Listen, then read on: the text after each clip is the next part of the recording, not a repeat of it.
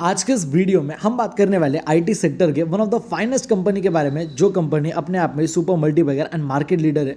माइंट्री company का नाम है, एलटीआई माइंट्री, जिस कंपनी का मार्केट में हमें रिसेंटली मर्जर होते हुए देखने को मिला। एलटीआई एंड माइंट्री दोनों अलग अलग कंपनियां हुआ करती थी, which were own by a same similar company, and इन दोनों कंपनियों का मर्जर हो गया। एंड अभी इस कंपनी के Q3 के रिजल्ट्स के ऊपर हम आज के इस वीडियो में डिस्कशन करने वाले, देखेंगे क्या कुछ न्यूज़ सामने निकल के आ रही है। आईटी सेक्टर की दिग्गज कंपनी एलटीआई माइंट्री के Q3 के रिजल्ट्स के डिस्कशन करेंगे। लेकिन बट न्यूज़ की तरफ बढ़ने से पहले make sure stock market champions channel को सब्सक्राइब करना बिल्कुल भी मत भूलना।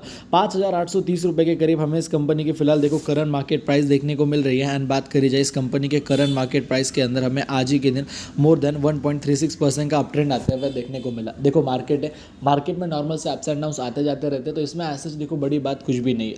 But again if you are going to talk about LTI Mindtree company के लाइक प्रीवियस परफॉर्मेंस के बारे में, कि इस कंपनी का ओवरऑल मार्केट में हमें प्रीवियस परफॉर्मेंस कैसा देखने को मिला, कैसे कुछ हमें इस कंपनी के मार्केट में प्रीवियस रिटर्न्स वगैरह देखने को मिल रहे थे, कैसा कुछ हमें इस कंपनी का मार्केट में प्रीवियस परफॉर्मेंस देखने को मिल रहा था। So as you can see here, LTI Mindtree ने within a time period of single 1 month हमें 13.5 से लेकर 14% तक की गिरावट आते हुए देखने को मिली। एक महीने में 13.5 से 14% तक का करेक्शन।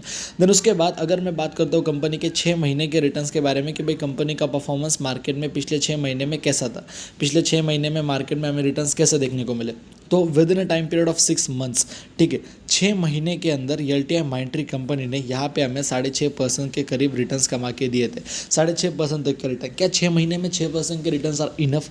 बिल्कुल भी नहीं। देन उसके बाद अगेन अगर मैं बात करता हूँ कंपनी के पिछले 1 साल के रिटर्न्स के बारे में, कि भाई कंपनी का परफॉर्मेंस मार्केट में पिछले 1 साल के अंदर हमें कैसा रहते हुए देखने को मिला, कैसा कुछ आते हुए देखने को मिला। 1 साल के अंदर एलटीआई माइंट्री 7-8% नीचे गई।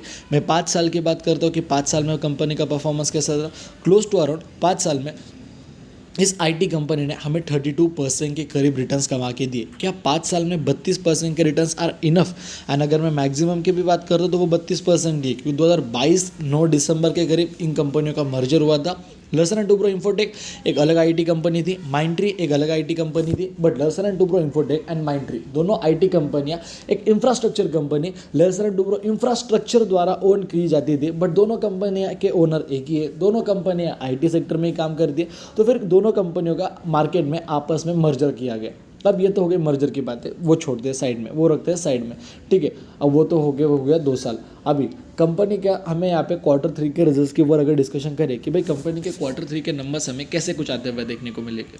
सो अभी अगर आप बात करते हो इस कंपनी के लाइक, अभी हम आ चुके हैं यहाँ पे हमारे मेन स्क्रीन की तरफ। As you can see here, इस कंपनी के लाइक एलटीआई माइंट्री, इस कंपनी के Q3 के जो नंबर्स है वो हमें 16 जनवरी यानी कि कल के दिन हमें इस कंपनी के Q3 के नंबर्स मार्केट में सामने निकल के आते हुए देखने को मिलेंगे। बट एक्चुअल में कंपनी के नंबर्स कैसे कुछ देखने को मिलेगा, एक्चुअल में कंपनी का परफॉर्मेंस कैसा कुछ देखने को मिलेगा। एलटीआई माइंट्री Q3 प्रीव्यू, तो इस कंपनी के Q3 के प्रीव्यू के ऊपर अगर आप बात करते हो तो रेवेन्यू में ग्रो अप बाय 6.7%। जो कंपनी का रेवेन्यू है उसके अंदर हार्डली 6 से 7% तक की जंप हमें आते हुए देखने को मिलेगी YoY year on year basis पे। एंड जो कंपनी के मार्जिन है वो भी ड्रॉप हो सकते हैं ड्यू टू वेज हाइक, मतलब मार्केट में उन्होंने अपने जो मतलब कंपनी ने अपने जो वर्कर्स है, जो अपने एम्प्लॉयज़ है, उनकी वेजेस सैलरीज एक ही बात है। तो वेजेस एंड सैलरीज मतलब उनके जो पेमेंट्स है, जो उनकी सैलरीज है वो बढ़ा दी। एंड सैलरीज अगर कोई कंपनी अपने एम्प्लॉय की बढ़ाती है तो उनका खर्चा बढ़ता है, खर्चा बढ़ते तो प्रॉफिट कम होता है।